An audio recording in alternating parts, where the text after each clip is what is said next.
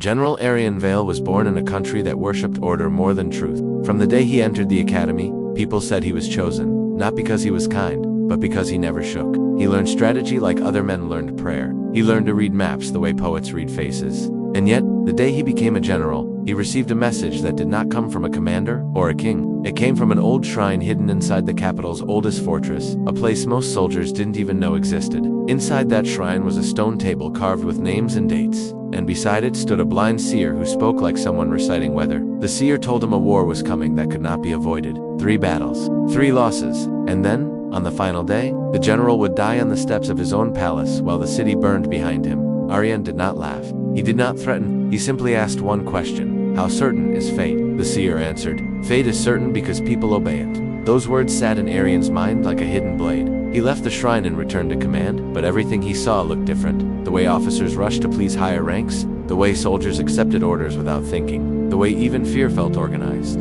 If fate was powerful only because people obeyed it, then Aryan understood something most rulers never understood. The true enemy was not the army across the border. The true enemy was the belief that nothing could change. Within weeks, scouts reported movement beyond the northern mountains. The Enemian alliance of iron cities was marching with machines that walked like towers. Aryan's council demanded the traditional response. Meet them in the Valley of Karos, the same valley where wars had always been decided. It was honor, they said. It was history, they said. Aryan looked at the valley on the map and felt the prophecy breathe on his neck. Valley battles were clean, predictable, and perfect for fate. He refused. His refusal shocked the court. Generals were not supposed to refuse tradition. Tradition was considered stronger than logic. But Aryan ordered the valley bridges destroyed and the mountain roads trapped. He moved his forces into the mist forests where visibility died and sound turned strange. He didn't seek glory, he sought control. The court accused him of cowardice, but the soldiers who followed him saw something else in his eyes, something rare. They saw a man who was not trying to win a war for praise. He was trying to break a pattern that had ruled their lives for centuries. On the night before the enemy arrived, Aryan stood among his troops. Fires were banned, so they ate cold rations in silence. He spoke softly, not like a speech, but like a promise. Tomorrow, the world will try to push us into the story it already wrote, he told them. But stories can be written, not by hope, by choices. Above them, the sky was full of dull stars. Somewhere far away, a prophecy waited like a locked door. Aryan Vale didn't pray, he planned, and for the first time, fate felt something it had not felt before, resistance. At dawn, the enemy marched into the Valley of Karos and found silence. No banners, no ranks, no drums. The valley that usually held the blood of kings held only fog and broken stone. Enemy commanders argued, confused, because wars were supposed to follow the old script. The prophecy expected Aryan in that valley. Fate expected him there too, but Aryan was not there. He was in the forest, watching the enemy's supply lines like a hunter watching a river. Aryan did not attack the enemy's strongest point. He attacked their certainty. His scouts had learned the enemy trusted their walking towers, but those machines needed fuel, carts, and repair crews. So Aryan's smaller units struck only the carts, only the crews, only the bridges behind them. Each attack was fast and vanished into the trees. The enemy began to panic because they could not fight what they could not see. Their machines turned heavy and hungry. Their commanders demanded a direct battle. Aryan refused them again. He gave them no hero moment, no clean victory, no dramatic defeat. He gave them exhaustion. Still, fate did not give up. On the third day, the enemy forced a confrontation by burning parts of the forest. Smoke rolled through the trees. Visibility dropped to nothing. In the chaos, Aryan's right flank was cut off, and a captain named Selene Merois, sharpest officer, was trapped with 200 soldiers. According to the seer's prophecy, this was supposed to be the first loss. The first crack in Aryan's defiance. Court messengers begged him to retreat and save the main army. This was the old logic of war. Sacrifice the few to protect the story of victory later. Aryan looked at the smoke and made the decision that changed everything. He did not retreat. He did not accept the necessary loss. He moved personally with a rescue unit through the burning trees. Soldiers whispered, shocked, because generals were not supposed to risk themselves for a flank. Fate loved that rule. Fate thrived on it. Aryan broke it. He found Selena's trapped unit surrounded near a black creek. The enemy expected surrender. Instead, Aryan ordered a brutal, precise escape using smoke as cover and the creek as a silent path. Men carried wounded on their backs. Selene herself dragged a soldier with a broken leg through shallow water. Teeth clenched, eyes on Aryan like she was seeing a different kind of leader. They escaped, but the cost was real. Aryan lost several platoons in the rescue. The enemy laughed, believing the general had traded strength for sentiment. But Aryan wasn't trading strength. He was investing in loyalty, the one currency fate could not easily predict. When the rescued soldiers returned to camp, they told everyone what happened. He came for us, they said. He chose us. That story spread faster than any propaganda. And when soldiers believe their leader will not throw them away, they fight like they have something personal to protect. The court was furious. They accused Arian of wasting men. Arian answered with numbers. Enemy fuel destroyed. Enemy towers stalled. Enemy supply routes severed. The war was bending. It wasn't over, but the old script was failing. Fate had expected a clean first loss. Instead, it got a messy survival. And in that mess, something new was born, a belief that prophecy could bleed.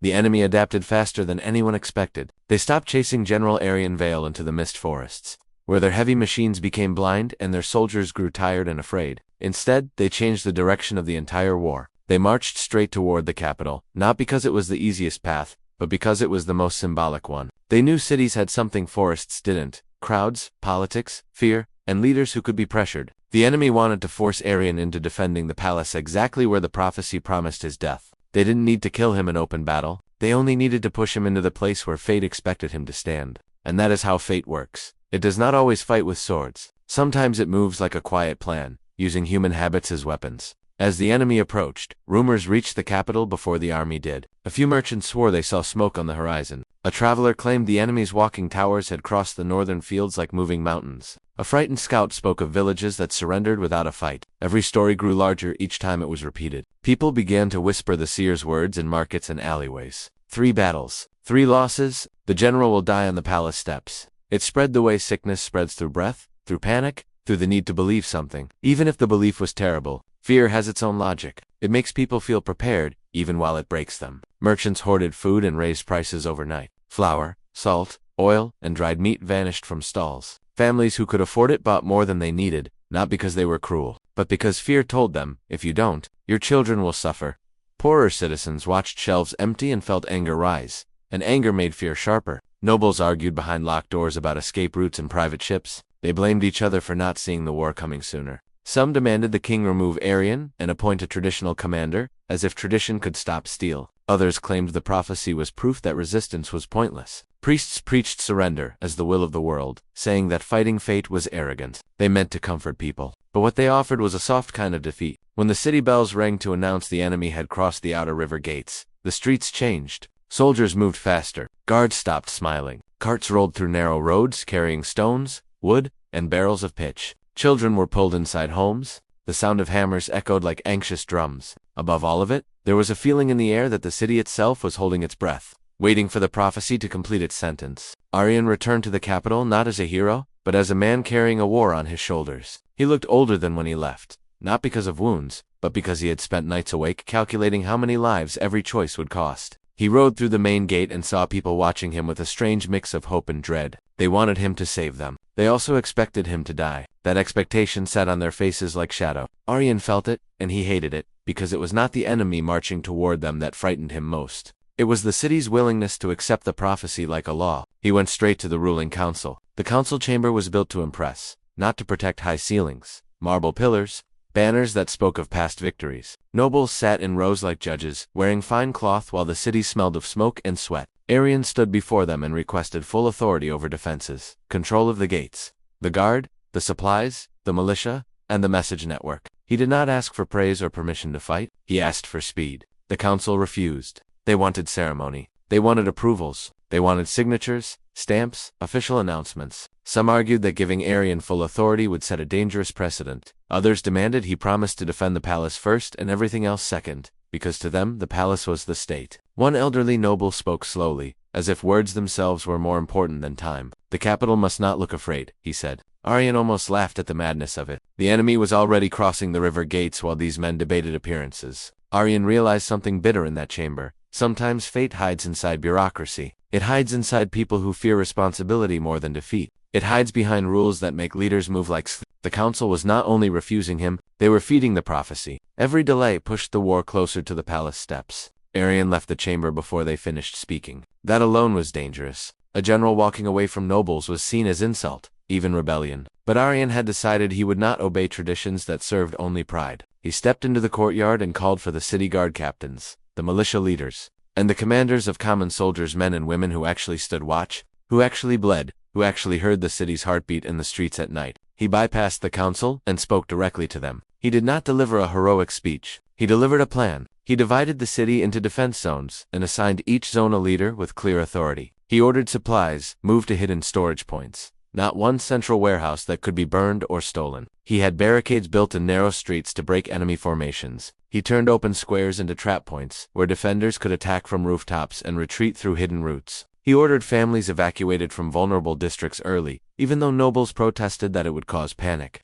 Arian understood the truth. Pretending everything was fine was not courage. It was denial. He also built something the council never imagined, a citywide message system. Runners, signal flags, bell codes, and lantern patterns. Each district would know if another district fell. Each zone could request reinforcements quickly. He made information move faster than rumor. Because rumor was fate's messenger, Arian needed his own. Still, the prophecy's pressure remained. Arian could feel it like a hand pushing him toward the palace. Every report sounded the same. Enemy movement toward the inner wall.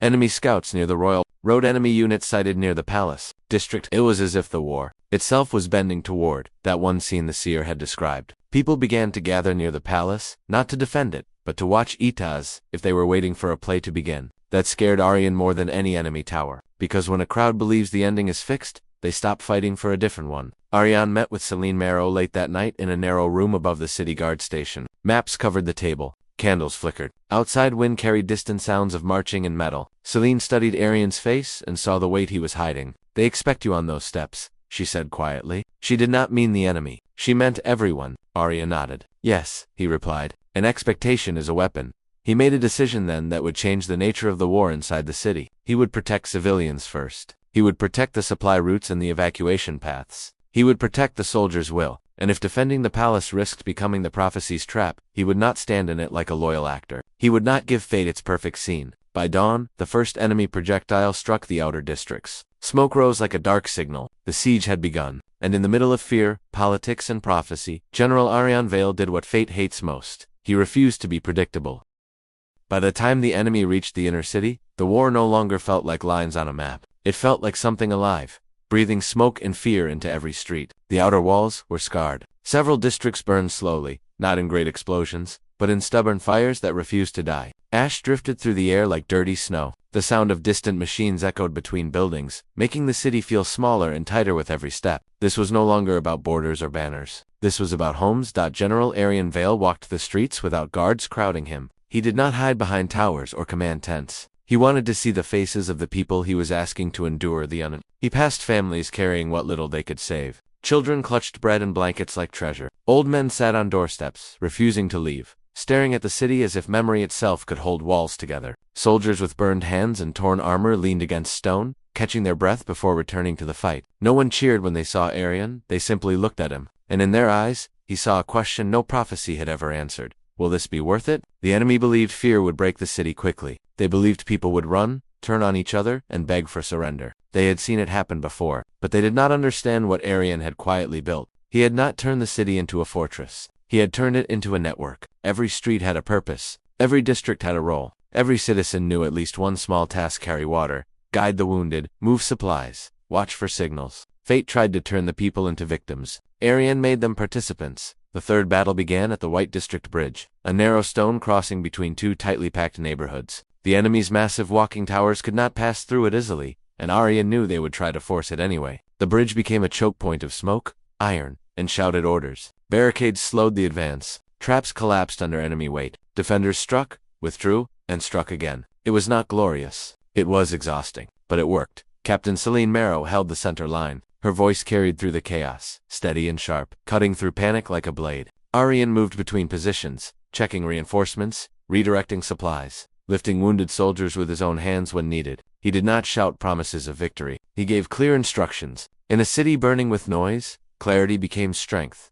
Hours passed. The bridge held. The enemy pushed harder. Smoke thickened until the sun became a dull red shape above the rooftops. Then fate made its move. A hidden enemy unit broke through a side alley, slipping past defenses that were stretched thin. Their target was clear. They rushed toward the palace gates, the exact place the prophecy had promised Arian would die. When the report reached him, Arian felt something tighten in his chest. This was the moment the world had been pushing him toward since the first whisper of the seer's words. If he rushed to the palace, he could fulfill the prophecy. If he ignored it, the palace would fall. And many would say the city's heart had been destroyed. Officers waited for his command. Some already believed this was inevitable. Fate has a way of sounding like common sense when fear is high. Arian looked at the map spread across a broken table. He saw evacuation routes still active. He saw districts where civilians were moving safely, but only if soldiers held their positions a little longer. He saw the palace district full of nobles, officials, and symbols but almost empty of ordinary people. And in that moment, he understood the trap completely. Fate did not care about the palace because it was important. Fate cared about it because everyone believed it. Arian made the hardest decision of his life. He ordered the palace gates sealed, not reinforced, sealed. He ordered the council and nobles to shelter inside and defend themselves with the guards already present. He redirected reinforcements away from the palace and towards civilian evacuation routes instead. Messengers stared at him in disbelief. One officer whispered, "Sir, the prophecy." Arian answered calmly, "Then let it starve." The enemy reached the palace steps soon after. They expected resistance. They expected the general. They expected history. Instead, they found locked doors and empty halls. They battered the gates in frustration. When fire rounds struck the upper towers, flames climbed quickly. Smoke poured into the sky. The palace burned out from across the city. People saw it. Panic surged like a wave. The palace had always been the symbol of safety, of order, of permanence. Watching it burn felt like watching the city die. Screams echoed. Some tried to run again. Arian stood in the street, ash settling on his armor, and shouted until his voice cracked. "That building is not your heart," he told them. "You are—" Soldiers repeated it. Militia leaders repeated it. Citizens shouted it to each other. Slowly, movement changed. Panic turned into purpose. People returned to tasks. Water moved. Wounded were carried. Fires were fought where possible. Fate had wanted a dramatic death on palace steps. Instead, it got a burning symbol and a living city. The fighting continued through the night. The enemy's advance slowed as their units became confused. Orders conflicted. Their focus on the palace had pulled resources away from critical supply routes. Behind them, the rival faction Arian had secretly allied with struck hard. Bridges fell. Communication posts were destroyed. Walking towers stalled without fuel or repairs. During a retreat from the White District, Celine was wounded. A deep cut tore across her shoulder. Blood soaked her collar. Arian helped carry her behind cover, his hands steady even as exhaustion threatened to take him. Celine looked up at him, pain sharp in her eyes. "You abandoned the throne," she said. It was not accusation. It was realization. Arian nodded. "I abandoned Fate's favorite target," he replied. As dawn approached, the city still burned in places, but the enemy no longer advanced with confidence. They had expected the war to end in a single, symbolic moment.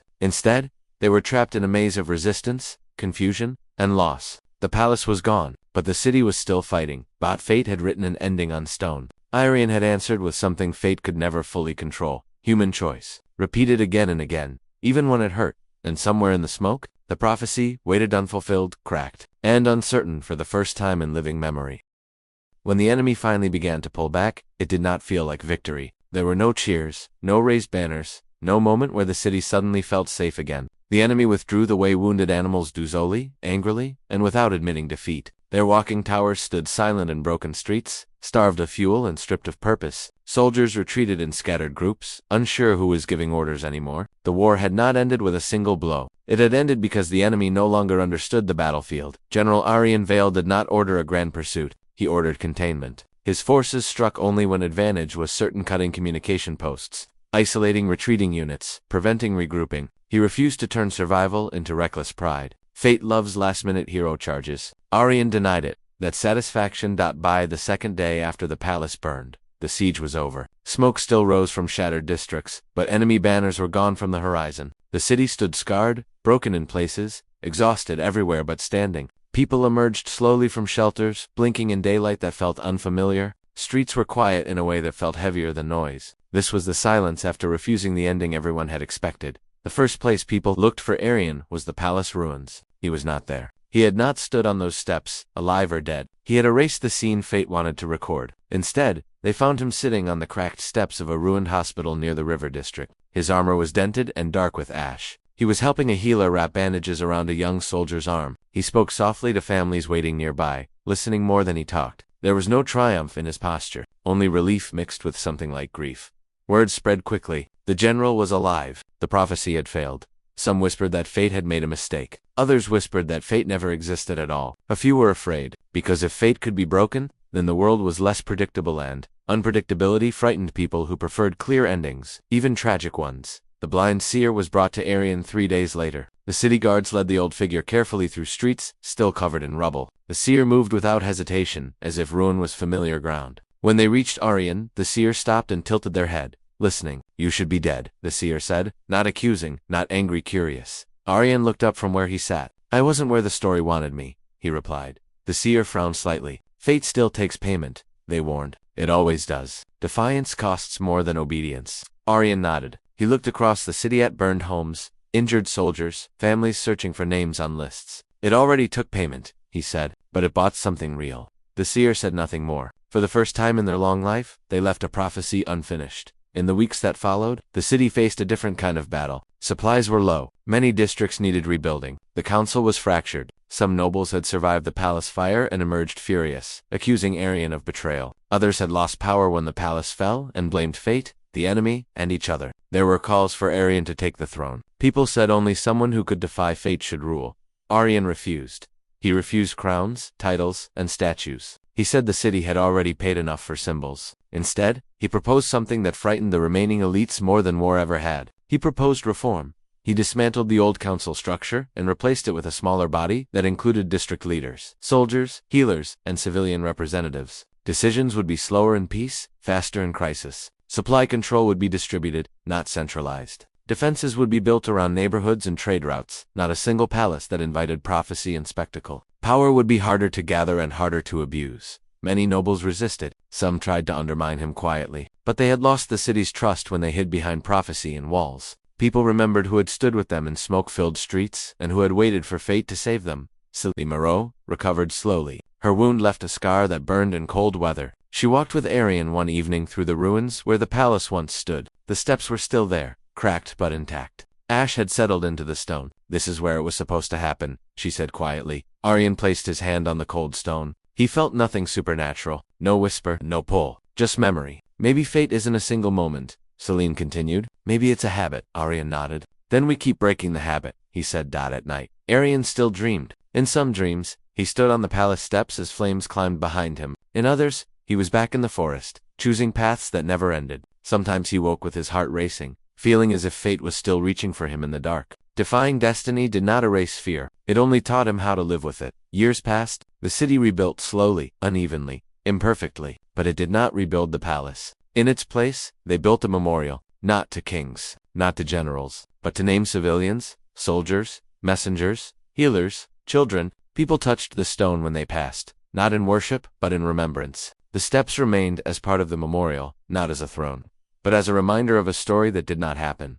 Historians argued endlessly. Some claimed Aryan won because he was a strategic genius. Others said the enemy made fatal mistakes. Some dismissed the prophecy as myth. But people who lived through the siege understood something simpler and heavier. The general did not defeat fate with strength or luck. He defeated it by refusing to obey the parts of life that said surrender was inevitable. On the anniversary of the siege, Aryan stood quietly at the memorial. He did not give speeches. He did not correct the stories people told about him. He watched children play near rebuilt streets and listened to the sound of a living city. Fate had wanted to turn him into an ending. He had chosen to become a question instead. And questions, unlike prophecies, leave room for choice.